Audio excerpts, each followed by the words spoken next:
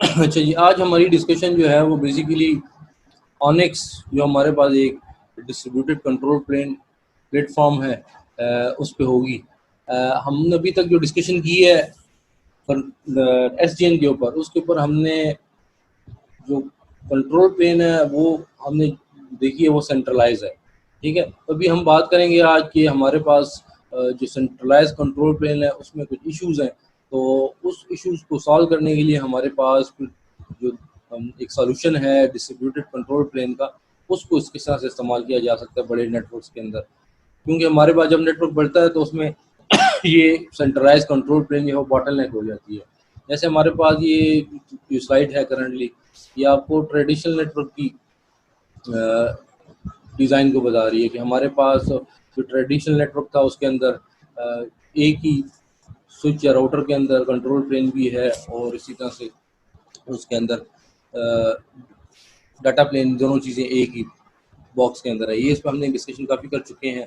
तो software defined network के अंदर हमारे पास जो कंट्रोल प्लेन है वो सेंट्रलाइज होगी। ठीक है, अब एक ही एग्जांपल है, आप सर्वर की एग्जांपल है। अगर आप इसको देखें तो इसमें जब आपके पास डाटा लिंक लेयर के ऊपर जब आप रिक्वेस्ट जनरेट होती है तो वो, फॉर एग्जांपल यहाँ पे अगर आप देखें तो आपको तकरीबन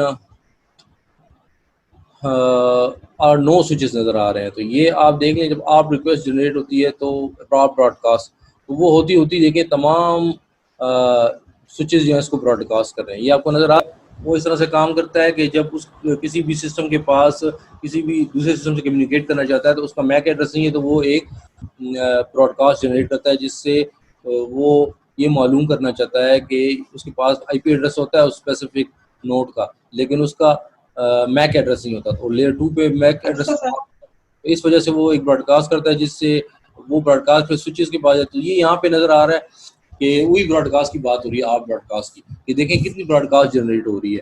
तो इससे हमारा जो नेटवर्क जो है ना वो बहुत ज़्यादा, उसके ऊपर एक्स्ट्रा ट्रैफिक जनरेट होती है। ठीक है, तो इसका हमारे पास सोल्यूशन क्या है? अगर करंटली अगर हम देख लें तो एसडीएन में अगर हम देखें तो हमारे पास सेंट्रलाइज जो एसडीएन सर्वर है उसके अंदर एक आर्ट सर्वर हम आर्ट सर्विस हम यूज़ कर सकते हैं। जो आर्ट सर्वर जिसके पास सारे मैपिंग्स हो, और जो भी होस्ट जो है वो आर्ट रिक्वेस्ट जनरेट करे तो वो उस स्विच से डायरेक्टली उस सर्वर के पास आ जाए। ठीक है, और वो सर्वर जो है उसको फिर उसके रिस्पॉन्स में उसको मैक एड्रेस देगा। ठीक है, अब इसमें हमारे पास ये मसला तो हल हो गया, लेकिन बाद औक़ात हमारे पास ये हो सकता है कि हमारा नेटवर्क जो है वो बड़ा हो सकता है। तो फिर उसके अंदर ये भी चीज़ हो सकती है कि ये जो एक सर्वर है हमारे पास, ये भी हमारे पास इसमें भी प्रॉब्लम क्रिएट हो। तो फिर हमारे पास दूसरा हल ये है कि एक से ज़्यादा आप सर्वर हों। अगर एक आप सर्वर है तो हो सकता है कि अगर नेटवर्क बढ़ जाता है तो वो भी बॉटलनेक हो जाता है, मतलब उसके ऊपर भी बहुत ज़्यादा बर्डन हो जाता है रिक्वेस्ट का। तो फिर उसका सॉल्यूशन ये है कि हमारे पास मल्टीपल आर्ट सर्वर्स हों, और वो मुख्तलिफ जो डिवाइड कर दिया जाए नेटवर्क को, और उसको मुख्तलिफ पोर्शन को मुख्तलिफ सर्वर्स जो हैं वो हैंडल करें। ठीक है, अब उसके लिए हमारे पास ये जो ओनिक्स का आर्किटेक्चर है। ओनिक्स बेसिकली क्या है हमारे पास?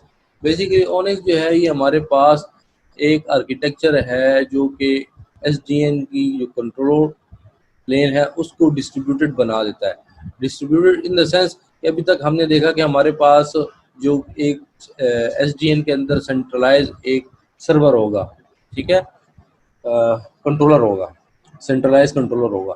तो अब वो एक कंट्रोलर जो है वो हमारे पास, उसमें इशू ये आता है कि वो उसके ऊपर जब नेटवर्क बढ़ जाता है तो उसके ऊपर ज़्यादा रिक्वेस्ट आती हैं फ्लो इंस्टॉलेशन के लिए या और जो सर्विसेज हैं, तो फिर वो सही परफॉर्म नहीं कर सकता। तो इस वजह से उसका हल ये है कि हमारे पास मल्टीपल कंट्रोलर्स हों।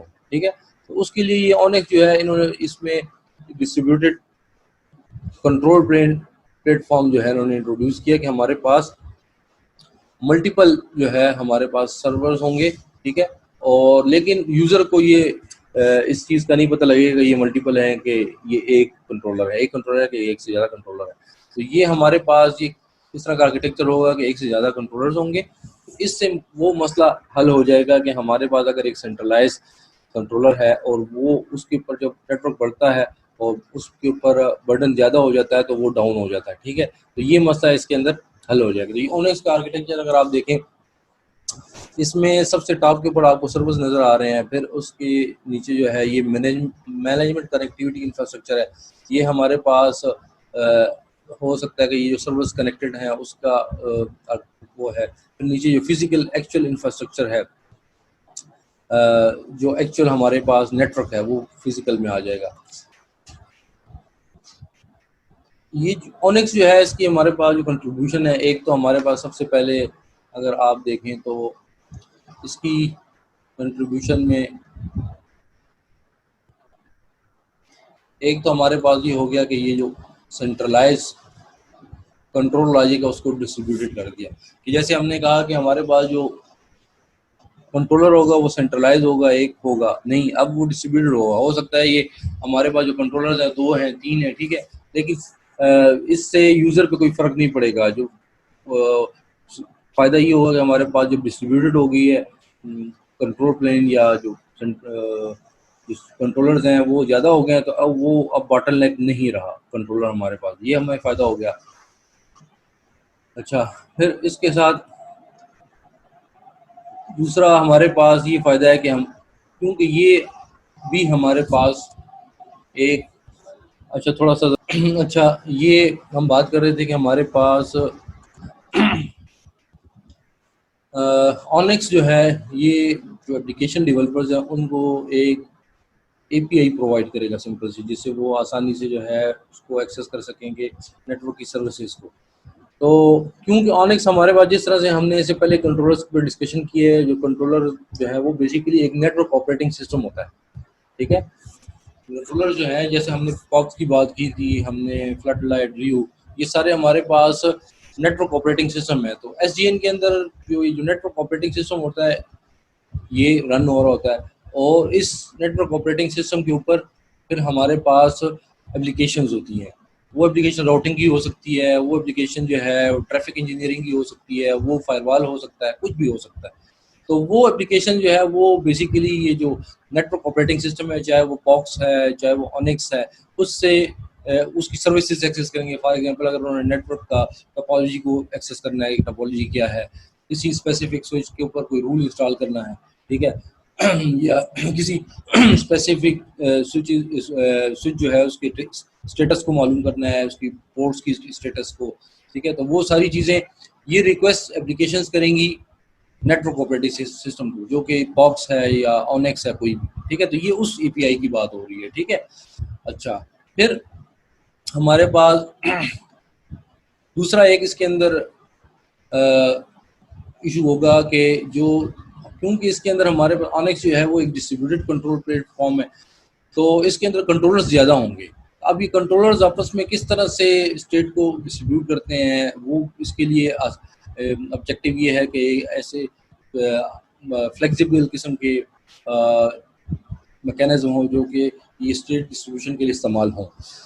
वो इन सर्वर जो है मल्टीपल कंट्रोलर्स जो है ओनेक्स के, उनके दरमियान भी हो सकता है, या ये कंट्रोलर्स और स्विचेस के दरमियान भी हो सकता है। इस तरह से हमारे पास अगर हम इस नेटवर्क की बात कर रहे हैं तो एक इशू इसके अंदर स्केलेबिलिटी और रिलायबिलिटी का भी होगा। स्केलेबिलिटी, तो जब ये नेटवर्क बढ़ता है तो उसके ऊपर ये हमारा जो ओनेक्स का आर्किटेक्चर है ये अपनी परफॉर्मेंस को डाउन नहीं करता और ये काम करता है। स्केलेबल आर्किटेक्चर इस पे उन्होंने, तो स्केलेबिलिटी तो है ही है, क्योंकि हमारे पास हमने जब कहा कि अब कंट्रोलर्स एक नहीं है, एक से ज़्यादा होंगे, स्केलेबल हो गया, नेटवर्क बढ़ता है तो कंट्रोलर्स भी ज़्यादा करते जाएंगे, इस तरह से हमारा नेटवर्क स्केलेबल हो जाएगा। रिलायबिलिटी का मतलब ये है कि जब रिलायबिलिटी भी अगर आप देखें इसको, तो ये नेटवर्क रिलायबल भी हो जाएगा इस तरह से कि जब हमारे पास मल्टीपल कंट्रोलर्स होंगे तो अगर एक डाउन हो जाता है तो दूसरा कंट्रोलर जो है वो वो उसके जो वर्कलोड को हैंडल कर सकता है। तो मतलब ये नहीं है कि अब हमारे पास एक सेंट्रलाइज़ कंट्रोलर है, अगर वो डाउन हो जाता है तो पूरा नेटवर्क डाउन होगा, नहीं। अब मल्टीपल कंट्रोलर्स होंगे, क्योंकि हम डिस्ट्रीब्यूटेड कंट्रोल प्लेटफ़ॉर्म की बात कर रहे हैं, तो ये अब इश्यू यहाँ पे नहीं होगा। और दूसरा इसका जो ऑब्जेक्टिव है डिज़ाइन, वो ये है कि एक प्रोडक्शन क्वालिटी सिस्टम होना चाहिए, मतलब कि एक रियल लाइफ जो हमारे पास प्रोडक्शन क्वालिटी नेटवर्क्स होते हैं, बड़े डाटा सेंटर नेटवर्क है, ठीक है, बड़े बड़े हमारे पास नेटवर्क्स हैं, उनको हैंडल करने के लिए ये इस्तेमाल किया जा सके, इसका ऑब्जेक्टिव ये है। अच्छा जी।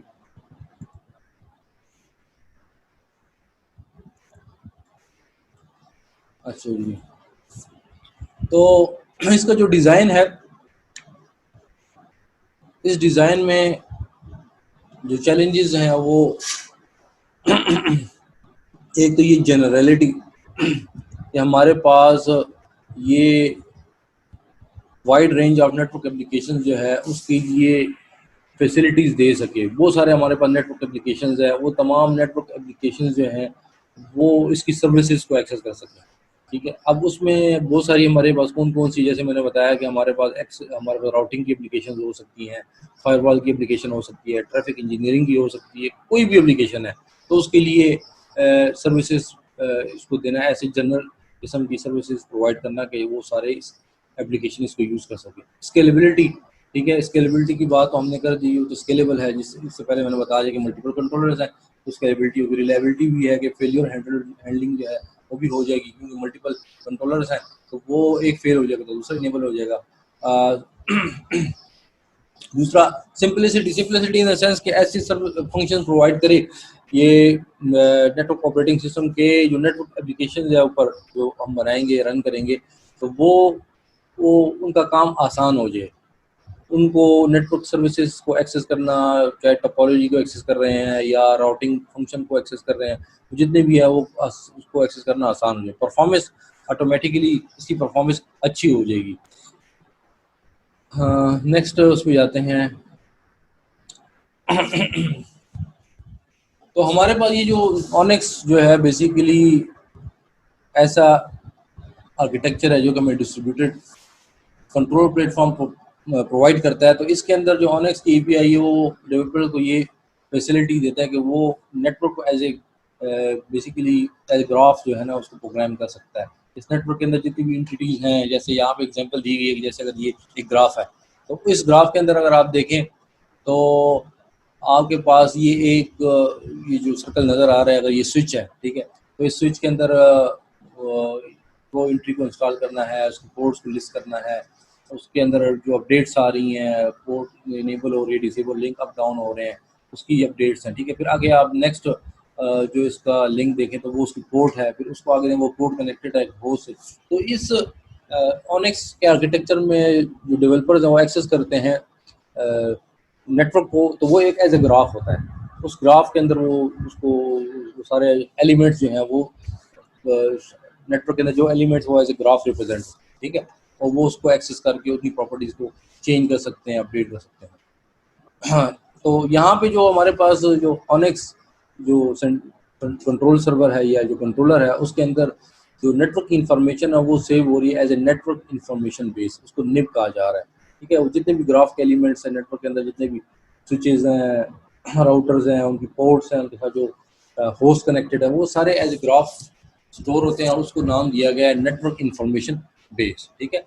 और उसके अंदर जितनी भी एप्लीकेशन रन हो रही हैं कंट्रोलर पे, वो उसको एक्सेस करती हैं, एक्सेस करना चाहते हैं नेटवर्क की इंफॉर्मेशन को, तो वो इस निब को एक्सेस करती है, ठीक है। अच्छा, निप ये जो नेटवर्क इंफॉर्मेशन बेस है ऑनेक्स का, इसके अंदर जो एप्लीकेशंस हैं वो एक्सेस करती हैं नेटवर्क की सारी इंफॉर्मेशन, तो वो एज हमने कहा ग्राफ स्टोर होता है। तो जो स्टेट है नेटवर्क की उसको एक्सेस करने के लिए ये ग्राफ यूज़ कर सकती हैं एप्लीकेशंस, ठीक है। या कोई स्टेट उसके अंदर कोई चेंज हुई है, कोई स्टेट को चेंज करना है, तो वो उसके लिए भी ये इस ग्राफ को यूज़ कर सकती हैं, ठीक है। जैसे एक्सटर्नल चेंज, स्टेट की चेंज हुई है, उसको इंपोर्ट करना है इस ग्राफ में, कैसे? उस ग्राफ के अंदर सारी नेटवर्क इन्फॉर्मेशन है, कौन सी स्विचेज हैं उनकी, कौन सी पोर्ट्स हैं उनकी, पोर्ट्स पे कौन से फॉर एग्जांपल होस्ट कनेक्टेड है, ये सारी इंफॉर्मेशन इस नेटवर्क इंफॉर्मेशन बेस में होगी। अगर कोई अपडेट आती है कि भाई फॉर एग्जांपल एक लिंक डाउन हो गया है या कोई पोर्ट का स्टेटस चेंज हो गया, तो उसको भी इसमें स्टोर किया जा सकता है। तो वो बेसिकली इसमें आपको उसको इंपोर्ट करना पड़ेगा, ठीक है, या उससे इंपोर्ट मतलब आप उससे स्टेट अगर चेंज हो गई है और किसी इसमें मल्टीपल कंट्रोलर्स हैं तो किसी और कंट्रोलर ने की है स्टेट को चेंज किया था, उससे दूसरा कंट्रोलर जो है उसको इंपोर्ट कर सकता है, ठीक है। और local state changes export local, क्योंकि मल्टीपल कंट्रोलर्स हैं तो इसमें अक्सर इस तरह होगा कि जो कंट्रोलर्स अगर दो हैं तो कुछ कंट्रोलर, एक कंट्रोलर नेटवर्क के एक हिस्से को हैंडल करेगा, दूसरा कंट्रोलर नेटवर्क के दूसरे हिस्से को हैंडल करेगा। तो अब अगर फॉर एग्जांपल मैं कहता हूँ कंट्रोलर 1 है, वो पोर्शन 1 को हैंडल कर रहा है नेटवर्क के, कंट्रोलर 2 पोर्शन 2 को कर रहा है। तो जब कंट्रोलर 1 के पोर्शन में जब चेंज आएगी, ठीक है, तो वो क्या करेगा कि वो अपने जो निब है उसको चेंज करेगा। अब वो कंट्रोलर 2 को पता नहीं होगी, तो वो कंट्रोलर स्टेट को क्या करेगा, इंपोर्ट करेगा इन स्टेट चेंजेस को, ठीक है। इसको कहते हैं एक्सटर्नल स्टेट चेंज इंपोर्ट। और दूसरा, अगर उसके अंदर जो एक कंट्रोलर अपना जो पोर्शन जो है नेटवर्क का स्टेट नेटवर्क को हैंडल कर रहा है उसके अंदर कोई चेंज आई है तो उसको वो एक्सपोर्ट करेगा, ठीक है, लोकल चेंजेस एक्सपोर्ट करेगा, ठीक है, क्योंकि निब जो है वो एक सेंट्रलाइज होगी ना, सेंट्रलाइज एक डाटाबेस होगा जिसके अंदर नेटवर्क की सारी इंफॉर्मेशन पड़ी होगी। तो क्योंकि मल्टीपल कंट्रोलर्स हैं वो इसी एक सेंट्रलाइज डाटाबेस को के अंदर चेंजेस करेंगे कि तमाम कंट्रोलर्स को वो एक्सेसिबल हो, ठीक है। तो ये उसके बारे में बात हो रही है, ठीक है। एक्सटर्नल स्टेट और local state changes, external state import करेगा जो कि उसके अपने रेलिवेंट नहीं है, ठीक है, उसको इंपोर्ट करेगा, और जो खुद उसने चेंजेस किए हैं उसके नेटवर्क में हुई हैं वो एक्सपोर्ट करेगा। अच्छा जी, अच्छा, स्विचिंग जो प्रोटोकॉल्स हैं हमारे पास, स्विच प्रोटोकॉल्स का मतलब ये है कि जो सर्वर यूज़ करता है फ्लो एंट्रीज को इंस्टॉल करने के लिए स्विच के अंदर या पैकेट्स को इंजेक्ट करने के लिए नेटवर्क के अंदर, ठीक है, तो उसको कहते हैं हमारे पास स्विच प्रोटोकॉल। कंट्रोलर जो प्रोटोकॉल इस्तेमाल करता है स्विचेस से कम्युनिकेट करने के लिए, ठीक है। तो कंट्रोलर एक तो हमारे पास जो कंट्रोलर नॉर्मली जो हमारे पास इस्तेमाल होता है प्रोटोकॉल स्विचेस के साथ कम्युनिकेट करने के लिए, वो कौन सा है, कौन बताएगा जी। अच्छा, हमारे पास जो प्रोटोकॉल इस्तेमाल होता है वो ओपन फ्लो होता है, ठीक है, जैसे यहाँ पे आपको नज़र आ रहा है ओपन फ्लो हमारे पास इस्तेमाल होता है, ये ओपन फ्लो प्रोटोकॉल ये नज़र आ रहा है, ठीक है। तो ऑनेक्स जो कंट्रोलर है हमारे पास वो हमारे पास चेंजेस करेगा, कम्युनिकेट करेगा स्विचेस के साथ। अब ये अपडेट जो है ये जो निब है ऑनेक्स के अंदर, जो निब जो है ये आ रही है, ये हमारे पास नेटवर्क ग्राफ है, इसके अंदर ऑनेक्स जो है ये खुद इसको इंटीग्रेट, ये सारी जो कम्युनिकेशन होगी ओवरफ्लो के जरिए इसके दरमियान, और ये सारे जो इंफ्रास्ट्रक्चर जो है जो सारा नेटवर्क जो है उसके अंदर अपडेट होगी, वो सारी जो ऑनेक्स निब में खुद अपडेट करेगा। ये बात होगी।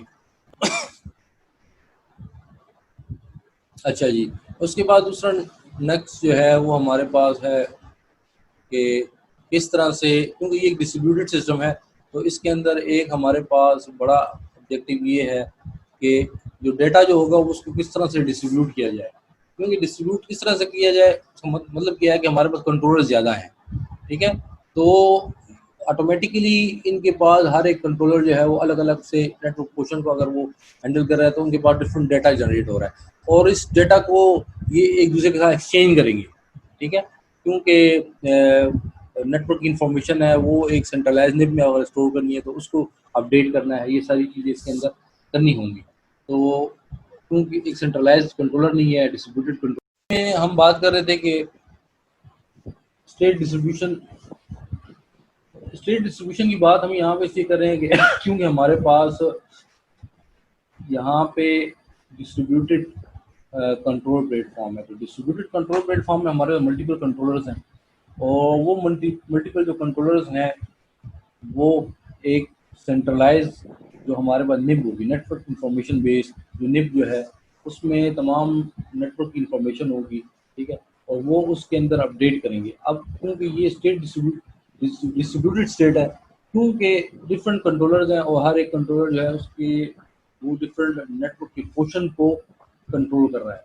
तो अब ये स्टेट जो है वो डिस्ट्रीब्यूट हो गई है, सिर्फ एक कंट्रोलर के पास सारी स्टेट की इंफॉर्मेशन नहीं होगी, बल्कि डिफरेंट कंट्रोलर्स के पास होगी। ज़्यादा हो गया ना, दो हो गए तो फिर दो के पास होगी, तो ये आपस में एक्सचेंज करेंगे।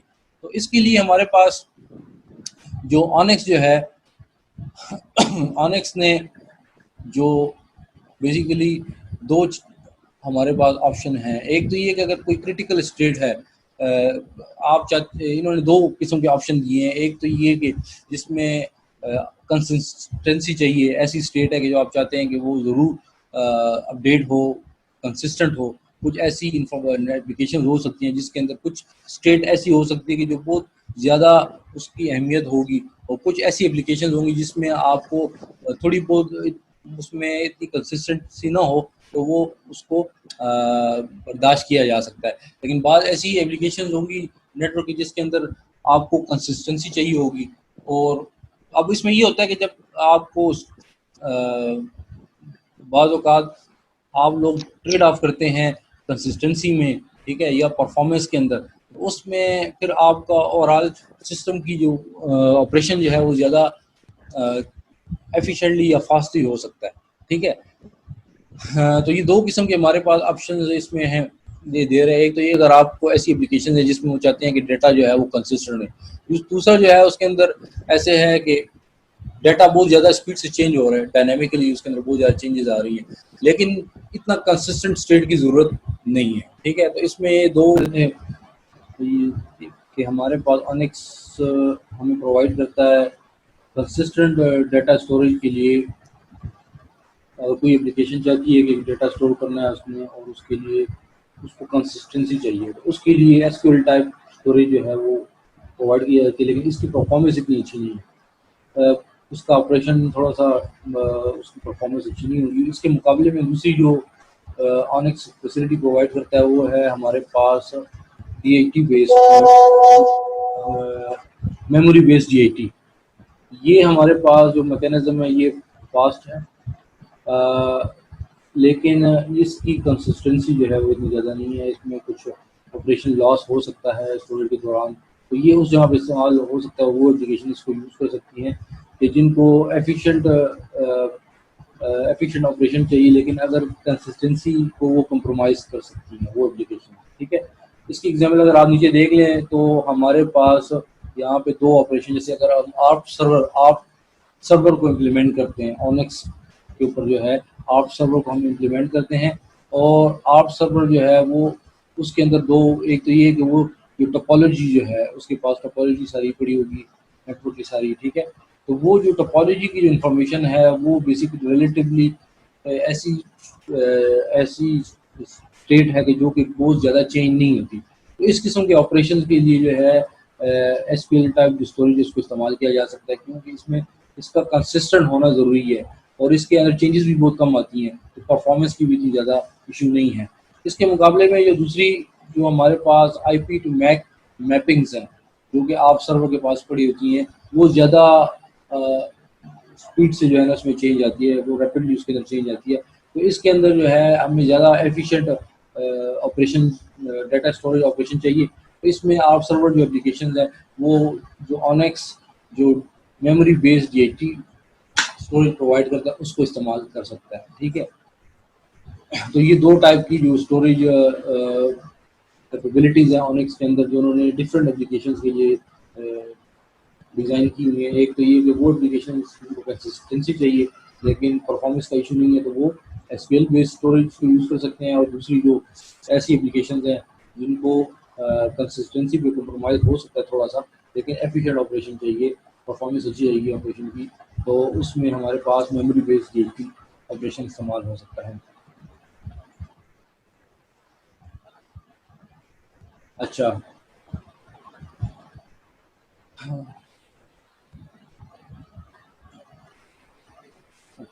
तो ये हमारे पास वही जो हमने बात की, डेटा स्टोरेज एंड डिसेमिनेशन, कि किस तरह से जो एप्लीकेशन है वो डाटा को स्टोर करेंगी, या ऑनेक्स के ऊपर जो एप्लीकेशन रन होंगी वो डाटा को स्टोर करेंगी, और उसको किस तरह से डिस्ट्रीब्यूट किया जाएगा, जो सेंट्रलाइज ऑनेक्स की जो निब है।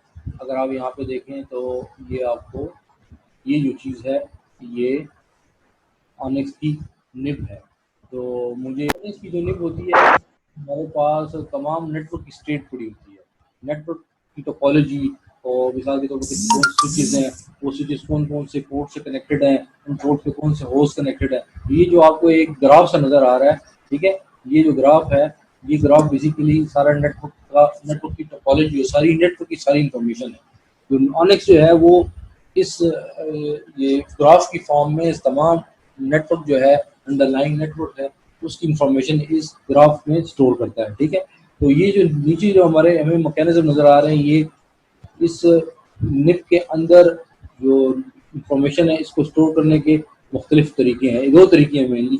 एक हमारे पास जो है उसमें एसक्यूएल स्टोरेज टाइप की स्टोरेज है जो कि ज़्यादा कंसिस्टेंट है लेकिन इतनी एफिशिएंट ऑपरेशन नहीं है। दूसरा जो हमारे पास है वो डीएचटी टाइप है। डीएचटी टाइप जो स्टोरेज है उसके अंदर कंसिस्टेंसी की गारंटी नहीं है लेकिन वो स्पीडी ऑपरेशन होता है, वो एफिशिएंट ऑपरेशन, मतलब एफिशिएंटली डाटा स्टोर और रीड हो सकता है, ठीक है।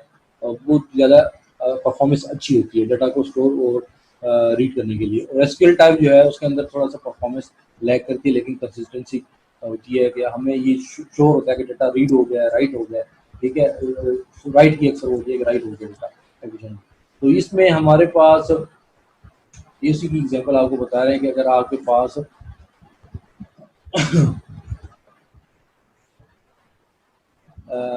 पहले तो ये कि पहले जो ऑपरेशन यहाँ पे नज़र आ रहा है आपको, इसमें अगर आप देखें तो ये डाटा एक्सपोर्ट हो रहा है, ठीक है, निप से डाटा एक्सपोर्ट हो रहा है। तो वो भी कुछ सिचुएशन हो सकती है जिसमें डाटा एक्सपोर्ट किया जा सकता है। एक्सपोर्ट कब होगा? जब हमारे पास एक कंट्रोलर है वो उसके, क्योंकि ये इस निप के अंदर मल्टीपल कंट्रोलर स्टेट्स को स्टोर कर रहे होंगे, ठीक है।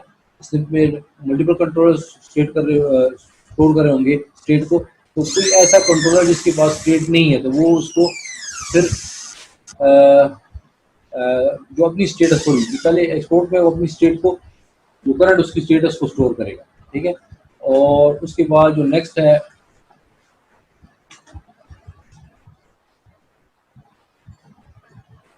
नेक्स्ट ऑपरेशन है उसमें वो एसक्यूएल को यूज करके अपनी स्टेट को एक्सपोर्ट कर सकता है, ठीक है, निप के अंदर, ठीक है। तो डीएचटी से भी कर सकता है, एसक्यूएल से भी कर सकता है। दोनों में फर्क मैंने बता दिया कि डीएचटी से उस वक्त करेगा जब उसको ऑपरेशन फास्ट चाहिए, ठीक है, और एसक्यूएल से उस वक्त डीएचटी में ऑपरेशन फास्ट होगा लेकिन कंसिस्टेंसी में वो इशू आ सकता है। एसक्यूएल को जब यूज करेगा, एसक्यूएल ट्रांजेक्शन यूज करेगा तो उसमें कंसिस्टेंटली डाटा जो है वो राइट हो जाएगा, ठीक है, लेकिन उसकी स्पीड थोड़ी सी स्लो होगी, ठीक है। नेक्स्ट जो है वो हमारे पास वो डाटा को इम्पोर्ट कर सकता है। इम्पोर्ट उस वक्त करेगा जब कोई स्टेट उसके पास निफ्ट के अंदर कोई चेंज आई है जो स्टेट उसके पास अपडेटेड नहीं है, ठीक है। तो वो स्टेट को इम्पोर्ट करने के लिए वो डीटी को यूज़ कर सकता है इन द केस कि अगर उसको परफॉर्मेंस इतना ज़्यादा इशू नहीं है, और वो एसक्यूएल को भी यूज़ कर सकता है, ठीक है, डाटा को इंपोर्ट कर सकता है निफ्ट से एसक्यूएल को यूज़ करके। अच्छा, दूसरा इसके अंदर एक इशू को ये डिस्ट्रीब्यूटेड सिस्टम है, तो इसके अंदर डिस्ट्रीब्यूटेड कोऑर्डिनेशन का भी इशू होगा। डिस्ट्रीब्यूटेड कोऑर्डिनेशन का क्या मतलब है? क्योंकि हमारे पास जो एक से ज़्यादा कंट्रोलर्स हैं, ठीक है, हमारे पास कंट्रोलर्स एक से ज़्यादा हैं, ठीक है। एक कंट्रोलर फॉर एग्जांपल मैं कहता हूँ ये हमारे पास दो कंट्रोलर्स हैं, ठीक है, और ये दो कंट्रोलर जो हैं, एक कंट्रोलर भी इसी निप को राइट करता है, दूसरा कंट्रोलर भी जो है इसी निप को राइट करता है। इसमें इशू आ सकता है, ठीक है, कि एक ही टाइम पे दोनों अगर एक ही स्टेट को चेंज करने की, एक ही एंटिटी की स्टेट को चेंज करने की, अपडेट करने की कोशिश करें, तो ये फॉर एग्जांपल एक ही स्विच की, फॉर एग्जांपल इस तरह की कोई सिचुएशन आ सकती है कि एक ही स्विच की किसी स्टेट को दो कंट्रोलर चेंज करने की कोशिश करें, ठीक है। तो इस तरह हो सकता है, पॉसिबिलिटी बनती है कि हमारे पास जब मल्टीपल कंट्रोलर्स हों और वो एक शेयर्ड स्टोरेज को यूज़ कर रहे हैं जिसके अंदर तमाम नेटवर्क की टोपोलॉजी की इंफॉर्मेशन पड़ी हुई है, तो वो ये इशू उसमें आ सकता है। इस इशू को सॉल्व करने के लिए हमारे पास इसके अंदर जो डिस्ट्रीब्यूटेड कोऑर्डिनेशन का मैकेनिज्म है उसमें इन्होंने यूज़ किया है ज़ू कीपर को, ज़ूकीपर बेसिकली एक आपका एक प्लेटफॉर्म है जिसको यूज़ करके आपने ऐसी जगह पे इसको इस्तेमाल कर सकते हैं जहाँ पे आपके पास डिस्ट्रीब्यूटेड सिस्टम है और उसमें वो किसी एक सेंट्रलाइज स्टोरेज को एक्सेस करते हैं और उसमें डाटा को एक्सेस करते हैं, उसको स्टोर कर सकते हैं। तो उसमें आपको ज़रूरत हो सकती है डिस्ट्रीब्यूटेड लॉकिंग की। अगर शेयर डाटा है तो उसको जब कोई एक्सेस करे तो उसको लॉक कर दिया जाए, ठीक है। और इस तरह के और मैकेनिज्म की ज़रूरत होगी जब आपके पास डेटा डिस्ट्रीब्यूटेड होता है और डिस्ट्रीब्यूटेड एंटिटीज़ शेयर डेटा को एक्सेस करती हैं, तो उसमें उनकी एक्सेस को कोऑर्डिनेट करना पड़ता है। उसके लिए ये जो प्लेटफॉर्म यूज़ कर रहे हैं वो उसका बहुत पॉपुलर है, उसको ज़ूकीपर कहते हैं। वो इन्होंने इसके अंदर इस्तेमाल किया है।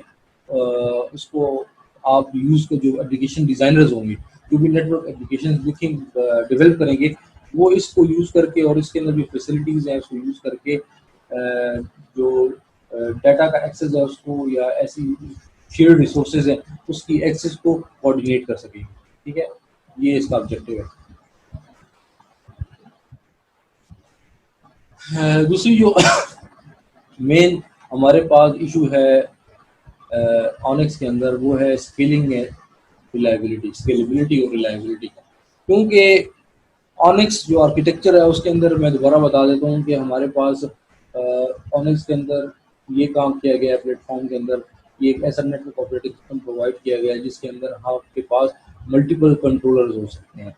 तो क्या हुआ कि आपके पास अब एक सेंट्रलाइज कंट्रोलर नहीं है, मल्टीपल कंट्रोलर्स हैं। तो मल्टीपल कंट्रोलर्स हैं तो इससे आपके सिस्टम की स्केलेबिलिटी भी बढ़ेगी और रिलायबिलिटी भी बढ़ेगी इससे। तो अच्छा जी, तो स्केलेबिलिटी और रिलायबिलिटी दोनों इस चीज़ से बढ़ेगी।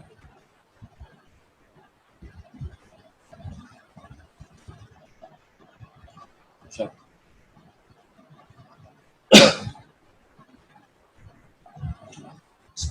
एक तो इसके अंदर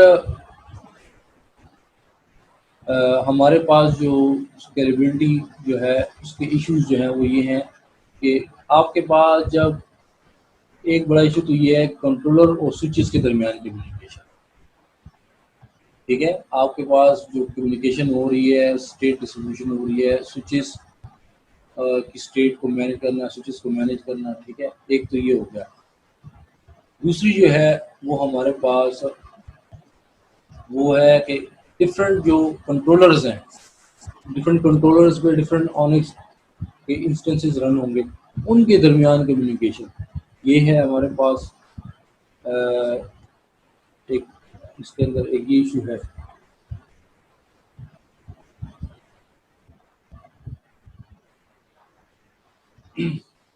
और इसी तरह से हमारे पास हर एप्लीकेशन जो कंट्रोलर एप्लीकेशन है उसके मुख्तलिफ जो है ऑब्जेक्टिव हो सकते हैं, ट्रेड ऑफ हो सकते हैं, ठीक है। एक तो ये है कि एक तो ये हो सकता है स्केलेबिलिटी को इम्प्रूव किया जा सकता है कि हमारे पास एक तो ये सॉल्यूशन है कि हर स्विच हर कंट्रोलर के साथ कनेक्टेड हो। अगर हमारे पास दो कंट्रोलर्स हैं तो तमाम स्विचेस तमाम कंट्रोलर के साथ कनेक्टेड हो, ठीक है। ये भी है, लेकिन इसका जो साइड इफेक्ट ये होगा कि जब वो तमाम अगर हमारे पास तीन कंट्रोलर्स हैं और तमाम जितनी भी स्विचेस हैं वो तीनों के साथ उनका कनेक्शन है और स्टेट को अपडेट कर रहे हैं, ठीक है। तो फिर क्या होगा कि हमारे पास जो कंट्रोलर्स हैं उनके ऊपर बर्डन ज़्यादा होगा, स्टेट जो उनके पास होगी स्विचेस की ज़्यादा होगी, उसको स्टोर करना पड़ेगा। और दूसरा ये सोल्यूशन हमारे पास हो सकता है कि हर जो हमारे पास अगर तीन कंट्रोलर्स हैं, ठीक है, तो उसमें जो स्विचेस हैं फॉर एग्जांपल तमाम स्विचेस तमाम कंट्रोलर्स के साथ कनेक्टेड ना हो, बल्कि कुछ स्विचेस के कुछ कंट्रोलर के साथ कनेक्टेड हो। तो इससे ये होगा कि आपका जो नेटवर्क जो जो आपका डिज़ाइन जो है, ये जो आपका ये ये ये जो मैकेनिज्म ये ज़्यादा स्केलेबल है। अगर आपके पास नेटवर्क बढ़ता है, अगर आप इस तरह की पॉलिसी यूज़ करते हैं कि तमाम स्विचेस तमाम कंट्रोलर के साथ कनेक्टेड हो। अगर आपके पास तीन कंट्रोलर्स हैं, ठीक है, ये चल चार कंट्रोलर्स कर लेते हैं। चार कंट्रोलर्स जो हैं और आपके पास स्विचेस हैं 1000, तो तमाम चार के चार कंट्रोलर जो हैं के साथ ही 1000 स्विच का कनेक्शन हो, तो हर एक कंट्रोलर को 1000 स्विचेस की स्टेट को अपने पास अपडेट करना रखना पड़ेगा। उसके साथ कनेक्शन की इंफॉर्मेशन ये जो डिटेल होगी वो रखनी पड़ेंगी। और इसके मुकाबले में अगर आप ऐसा कह सकते हैं कि नहीं, इस तरह से ना हो कि तमाम स्विचेस का की डिटेल जो है या उसका कनेक्शन डिटेल वो तमाम कंट्रोलर्स के पास हो, बल्कि दो जो दो स्विचेस हैं उनके पास 500 की हो आधे नेटवर्क की, और जो दो कंट्रोलर जो हैं उनके पास आधे नेटवर्क की इंफॉर्मेशन स्टोर हो, और दो कंट्रोलर जो हैं अगर उनके पास दूसरे जो पोर्शन है उसकी हो। इससे आपका नेटवर्क स्केलेबल होगा, तो हर एक कंट्रोलर को इतनी ज़्यादा डिटेल स्टोर करने की ज़रूरत नहीं पड़ेगी। इस तरह से आपका नेटवर्क अगर बढ़ेगा भी तो वो उसकी परफॉर्मेंस भी फर्क पे भी फर्क नहीं पड़ेगा, और उसकी रिलायबिलिटी भी रहेगी। रिलायबिलिटी की यहाँ पे क्या इशू है, रिलायबिलिटी का इशू ये ये जो हम बात कर रहे हैं कि स्विचेस जो है वो उनका कनेक्शन तमाम कंट्रोलर्स जो मल्टीपल्स हैं उनके साथ हो, तो वो इस सूरत में कि अगर एक कंट्रोलर फेल हो जाए, ठीक है, तो वो स्विचेस दूसरे कंट्रोलर के साथ कनेक्ट हो जाए।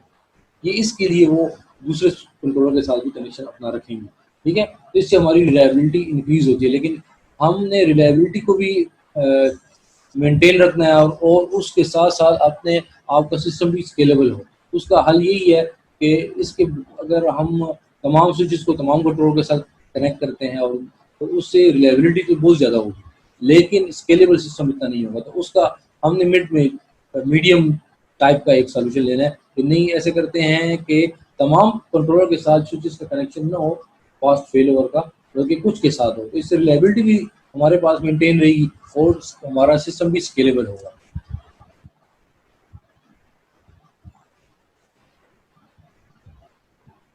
अच्छा, तो हमारे पास अगर हम ट्रेडिशनल नेटवर्क के अंदर देख लें कि हमारा जो ट्रेडिशनल नेटवर्क है उसके अंदर स्केलेबिलिटी को किस तरह से हैंडल किया जाता है। तो अगर हम देखें तो हमारे पास अगर हम वी लैन का कॉन्सेप्ट ले लें, तो वी लैन्स को क्यों यूज़ किया जाता है, वर्चुअल लैन्स। क्या आपका जो एक बड़ा लैन होता है लोकल एरिया नेटवर्क, उसको छोटे छोटे वर्चुअल लैन्स में डिवाइड कर छोटे छोटे पोर्शन में डिवाइड कर दिया जाता है, तो उसको नाम दे दिया जाता है VLAN one, VLAN two, VLAN three. इससे आपका जो सिस्टम जो है वो पार्टीशन करके, क्योंकि वी लैन बनाने से क्या होता है कि अगर एक बड़ा लैन है, लोकल एरिया नेटवर्क है, तो उसमें ब्रॉडकास्ट बहुत ज़्यादा होगी। आपने वी लैन छोटे छोटे बना दिए तो ब्रॉडकास्ट आपको आपने वो रिड्यूस कर दिया, तो इस तरह से आपका सिस्टम जो है वो स्केलेबल हो गया, ठीक है।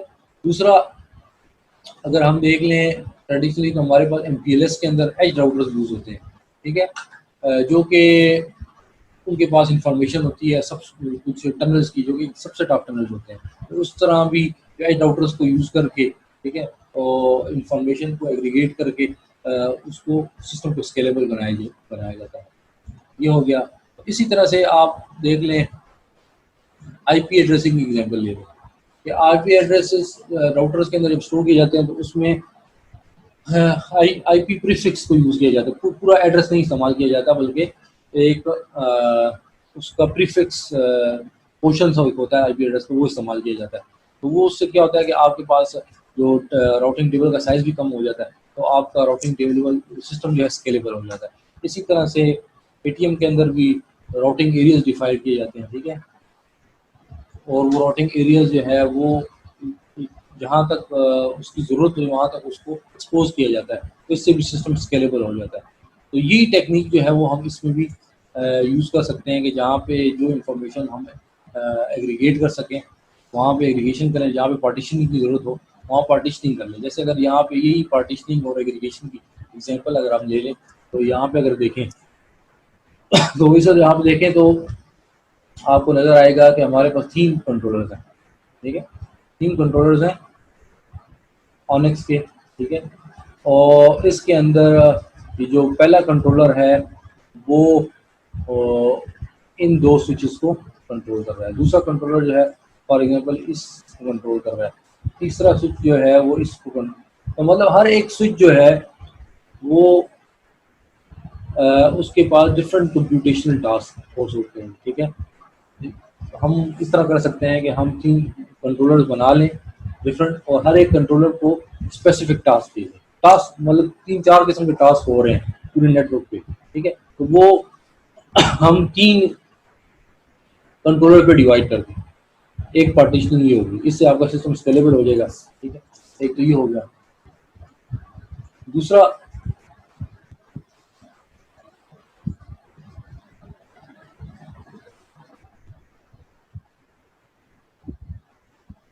अच्छा, दूसरा जो है हमारे पास ये हो सकता है कि आप हर एक जो कंट्रोलर है उसको निफ्ट का एक पोर्शन दे दें। जैसे अगर आपको यहाँ पे नज़र आ रहा है तो यहाँ पे देखें एक स्पेसिफिक पोर्शन जो है वो निफ्ट का नेटवर्क आप कह लें, नेटवर्क का स्पेसिफिक पोर्शन ये कंट्रोल कर रहा है, नेटवर्क का स्पेसिफिक पोर्शन ये दूसरा कंट्रोलर जो है ना वो उसका हैंडल कर रहा है, और नेटवर्क का दूसरा पोर्शन ये कंट्रोल कर रहा है।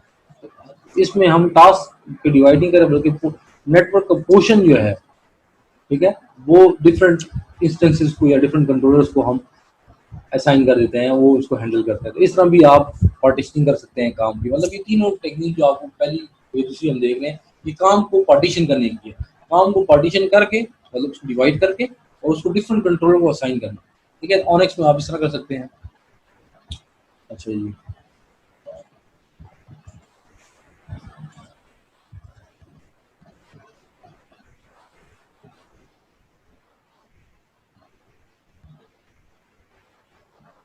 अच्छा अच्छा, तीसरा जो है वो इस तरह हो सकता है कि आप स्विचेस को, जैसे हमने बात की कि एक तो ये हमारे पास एक स्विचेस तमाम इंस्टेंसेस से कनेक्टेड हो, और दूसरा ये हो सकता है कि स्विचेस जो हैं वो तमाम से ना हो। फॉर एग्जांपल ये हमारे पास हमें यहाँ पे तकरीबन ये 5 स्विचेस नज़र आ रहे हैं, ठीक है। तो एक सोल्यूशन ये है कि ये हर स्विच जो है ये हर सर्वर के साथ या हर कंट्रोलर के साथ कनेक्टेड है, ठीक है। और दूसरा ये है उसमें जो है वो सिस्टम स्केलेबल नहीं होगा। दूसरा ये है कि जी ये दो जो हैं, ये तीन जो हैं, ये इन दो के साथ कनेक्टेड हों, ये पहले और दूसरे के साथ। फॉर एग्जांपल ये जो पहले ये स्विचेस, फॉर एग्जांपल ये जो स्विचेस हैं ये इसके साथ और ये दूसरे सिस्टम के साथ कनेक्टेड हो, ये स्विचेस, ठीक है। और अगर आप देखें ये स्विचेस, तो ये तीन स्विचेस जो है इंस्टेंस वन के साथ भी कनेक्टेड है और ये पहले कंट्रोलर के साथ भी दूसरे कंट्रोलर के साथ भी कनेक्टेड है, ठीक है। ये क्यों इस तरह से किया गया है कि अगर एक फेल हो जाए तो दूसरे कनेक्ट हो जाए फास्ट फेल ओवर के लिए, ठीक है। और ये जो हमारे पास ये स्विचेस जो हैं, ये दो स्विचेस, ये इसके साथ, इस कंट्रोलर के साथ और इसके साथ, ठीक है। तो ये सब हर एक स्विचेस का जो ग्रुप है, दो ग्रुप हैं, ये एक ग्रुप जो है ये पहले दो के साथ कंट्रोलर के साथ कनेक्टेड है, और ये जो दूसरे जो है हमारे पास दो स्विचेस ये इस दो ग्रुप के साथ। तो इस तरह से आपका सिस्टम स्केलेबल होगा। अगर आप ये तमाम स्विचेस को तमाम सर्वर के साथ कनेक्ट करेंगे तो हर सर्वर पे बहुत ज़्यादा लोड आएगा। तो इस तरह से हम सिस्टम को ज़्यादा स्केलेबल बना सकते हैं। अच्छा, दूसरी टेक्निक स्केलेबिलिटी के लिए है एग्रीगेशन है। तो हम एग्रीगेट करते हैं इन्फॉर्मेशन को, तो इससे हर एक स्विच जो है उस कंट्रोलर जो है उसके पास बहुत सारी इंफॉर्मेशन को स्टोर करना आसान होगा।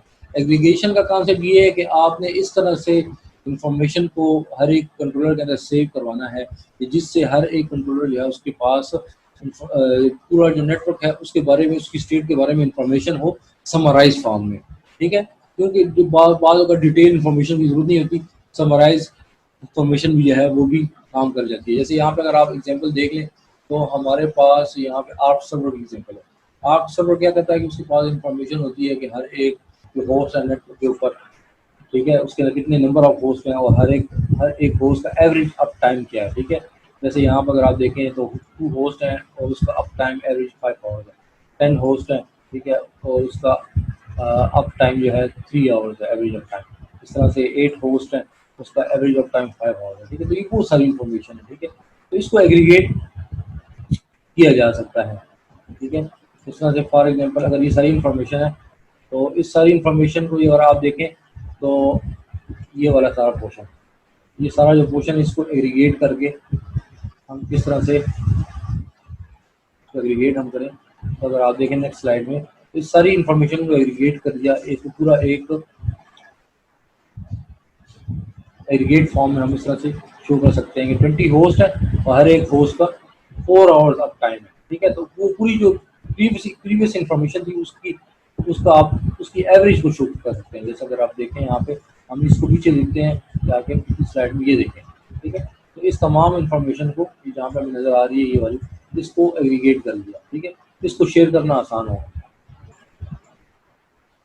ये देखें, इसको एग्रीगेट कर दिया और ठीक है, इसको फिर शेयर करना और सर्वर्स के दरमियान शेयर करना इसको आसान हो जाएगा। इस तरह से हम इंफॉर्मेशन जो कि एप्लीकेशन के पास स्टोर है उसको भी हम एग्रीगेट करके स्टोर कर सकते हैं और उसको शेयर करना फिर आसान हो जाएगा।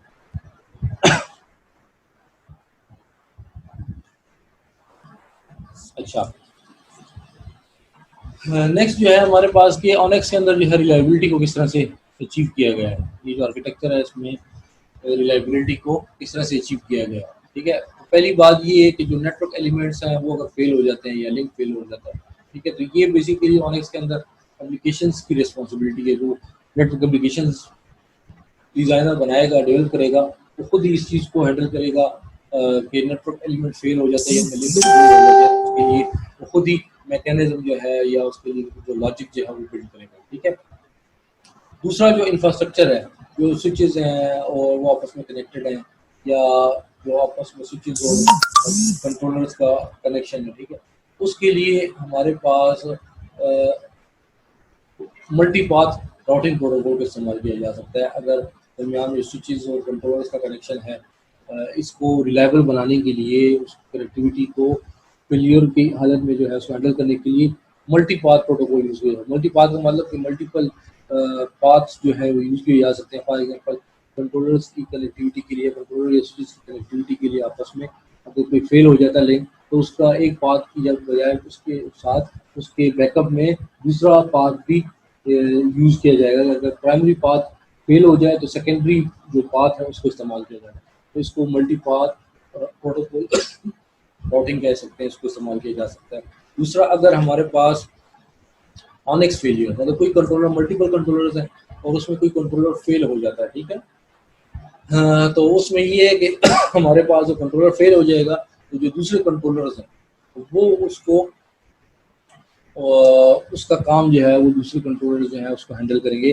फॉर एग्जांपल अगर हमारे पास 3 कंट्रोलर्स हैं, कंट्रोलर 1, कंट्रोलर 2 और कंट्रोलर 3 फेल हो जाता है, तो ये हो सकता है कंट्रोलर 3 का आधा काम कंट्रोलर 1 को मिल जाए और उसका आधा काम कंट्रोलर 2 को मिल जाए। तो वो उसका काम जो है, जो उसकी फंक्शनैलिटी या उसकी रिस्पॉन्सिबिलिटी जो कंट्रोलर ऑलरेडी काम कर रहे हैं फेल नहीं है, वो उनको हैंड ओवर हो जाएगी। ठीक है, इन केस की कोई फेलियर अगर हो जाता है।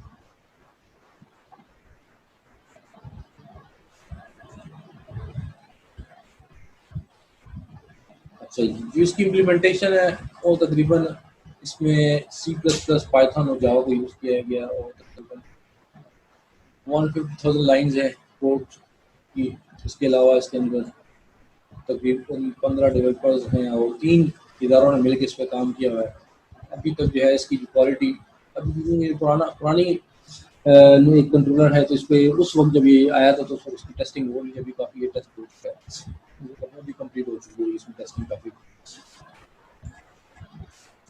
अच्छा जी, तो इसमें ऑनेक्स को जब इन्होंने प्रपोज किया तो इन्होंने फिर इसको टेस्टिंग के लिए, इसके लिए कुछ एप्लीकेशंस जो हैं इन्होंने ऑनेक्स कंट्रोलर को, क्योंकि ऑनेक्स हमारे पास एक कंट्रोलर है और इसमें और इसके से पहले जो हमने कंट्रोलर डिस्कस किया बॉक्स कंट्रोलर, इसमें ये फ़र्क है कि ये डिस्ट्रीब्यूटेड कंट्रोल प्लेन में है, मतलब कि आप मल्टीपल कंट्रोलर्स को यूज़ कर सकते हैं इसके अंदर और वो कंट्रोलर यूज़र्स को ऐसे नज़र आएंगे जैसे कि वो एक ही कंट्रोल प्लेन से कनेक्टेड है। ठीक है, तो मल्टीपल कंट्रोलर्स जो है आप यूज़ कर सकते हैं इसके अंदर, जिससे आपका सिस्टम रिलायबल होगा।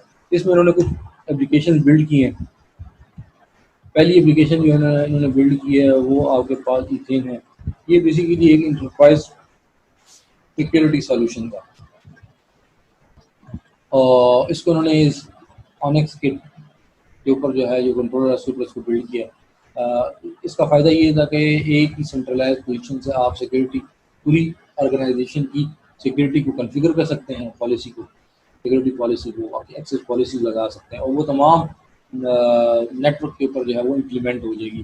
क्योंकि इससे पहले जो है हमारे पास हर एक, अगर आपके मल्टीपल स्विचेस एक्सेस पॉइंट है, स्विचेस और राउटर है, आपको हर एक स्विच या राउटर पे जाके एक्सेस कंट्रोल पे इसको कॉन्फ़िगर करना पड़ता था। तो इसके ज़रिए से आप एक सेंट्रल सबसे कंट्रोलर के अंदर पॉलिसी कॉन्फ़िगर करें, तमाम नेटवर्क के ऊपर पॉलिसी खुद ही कॉन्फ़िगर वो कर लेगा। ठीक है, तो इस ऑनेक्स के अंदर क्या हुआ, ऑनेक्स के अंदर ये हुआ कि आपके पास मल्टीपल कंट्रोलर्स हो गए। तो अगर आपके पास बहुत बड़ा नेटवर्क है तो आपकी जो कंट्रोलर जो है वो बॉटलनेक नहीं रहा। अब आप पहले अगर आप यूज़ करते थे तो आपका नेटवर्क जो है वो स्केलेबल नहीं था।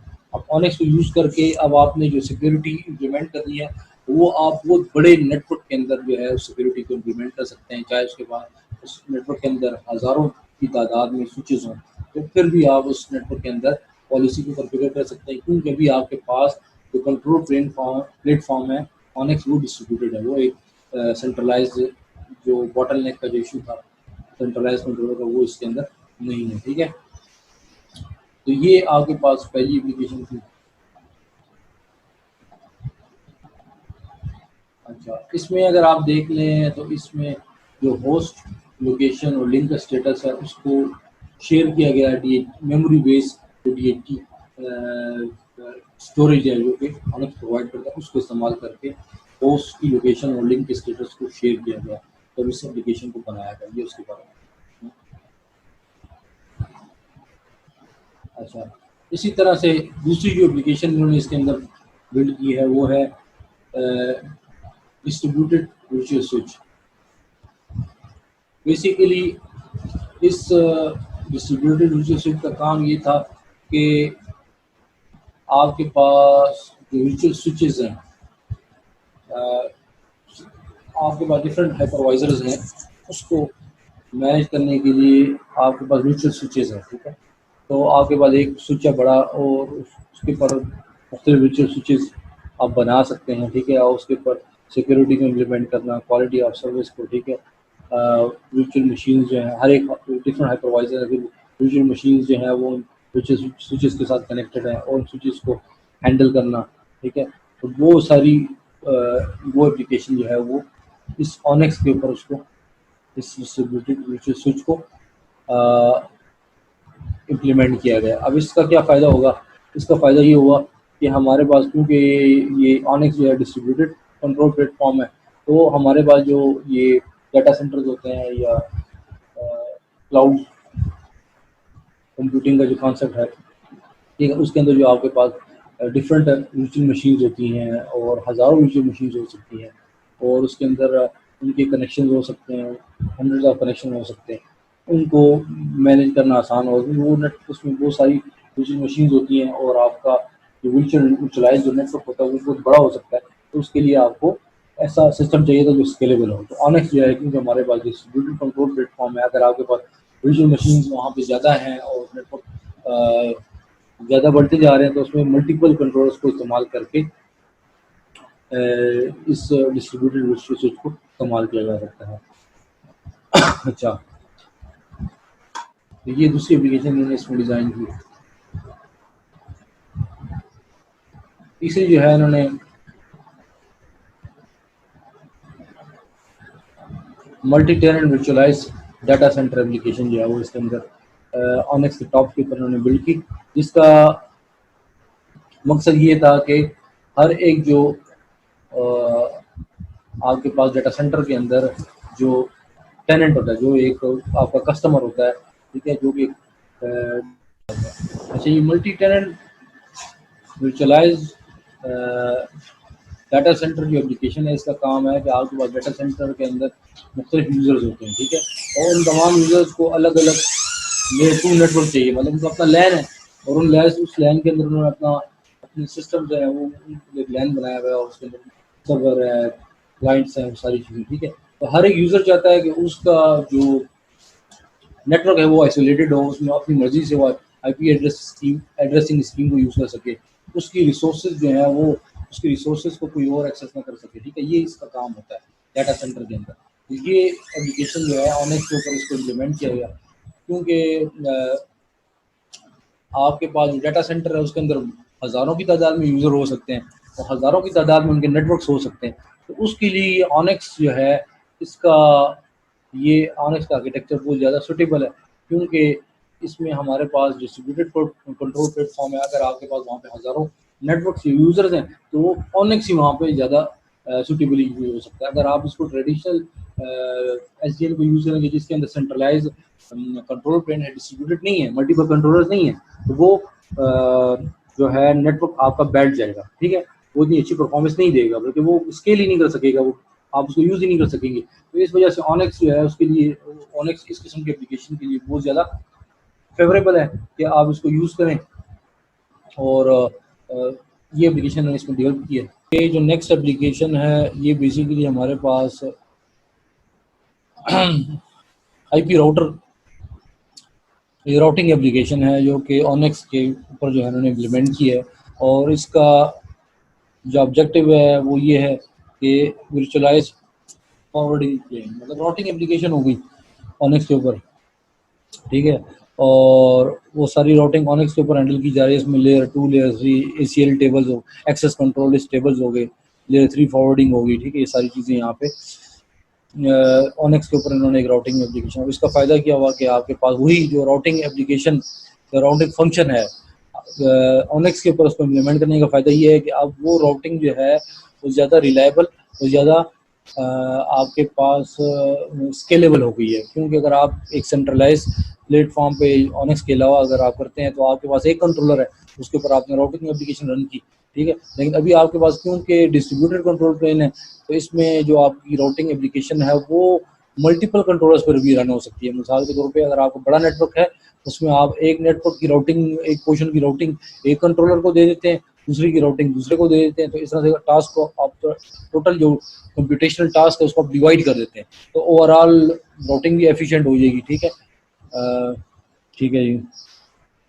तो ज़्यादा आप स्विचेस इसमें ऐड करते जाएँ, जितने स्विचेस आप ऐड करते जाएँ आपका नेटवर्क बड़ा होता जाए, कोई इशू नहीं है, क्यों आपके पास डिस्ट्रीब्यूटेड कंट्रोल प्लेन है, ठीक है।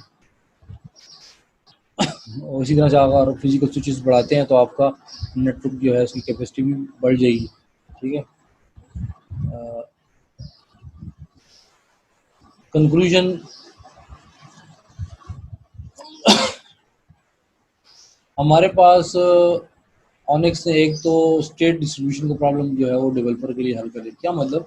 इसका मतलब ये है कि ये डेवलपर का काम नहीं है, डेवलपर एप्लीकेशन लिखेगा, अब ये डिस्ट्रीब्यूटेड कंट्रोल प्लेन किस तरह से काम करेगी, आपस में किस तरह से इंफॉर्मेशन को शेयर करेगी, बहुत सारी डिटेल, जो बहुत सारी जो रिस्पॉन्सिबिलिटीज़ हैं वो ऑनेक्स की हैं, ठीक है। जो डेवलपर है उसे एप्लीकेशन लिखनी है और उसको ऑनेक्स के ऊपर रन करना है। अब वो नीचे जो भी किस तरह से वो आपस में कम्युनिकेट करते हैं, किस तरह से वो कंट्रोलर्स, डिफरेंट कंट्रोलर्स आपस में कम्युनिकेट करते हैं, किस तरह से स्विचेस से कम्युनिकेट करते हैं, ये ऑनेक्स का काम है, ठीक है।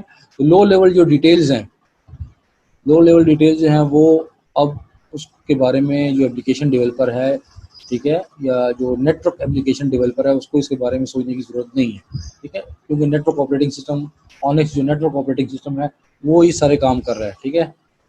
तो हाई लेवल डिज़ाइन जो है वो एप्लीकेशन का ही काम है, जो एप्लीकेशन डेवलपर्स है उनका ही काम है। जो हाई लेवल डिज़ाइन है, जो लॉजिक है, एप्लीकेशन लॉजिक है, वो अगर आप नेटवर्क राउटिंग की एप्लीकेशन बना रहे हैं तो आप किस तरह की राउटिंग चाहते हैं, मल्टी पार्ट राउटिंग है, या उसमें जो आपका मेन लॉजिक है वो आपने खुद करना है, या ट्रैफिक इंजीनियरिंग की कोई एप्लीकेशन आप बना रहे हैं, या फायरवॉल एप्लीकेशन बना रहे हैं, ठीक है, या सिक्योरिटी की कोई एप्लीकेशन बना रहे हैं, या आप इंट्रूजन डिटेक्शन सिस्टम बना रहे हैं, वो आपका काम है, वो आपने खुद लॉजिक बनाना है। नीचे जो लो लेवल डिटेल है वो उसका काम है, जो एप्लीकेशन लॉजिक है वो एप्लीकेशन डेवलपर का काम है, वो इसको हैंडल करेगा।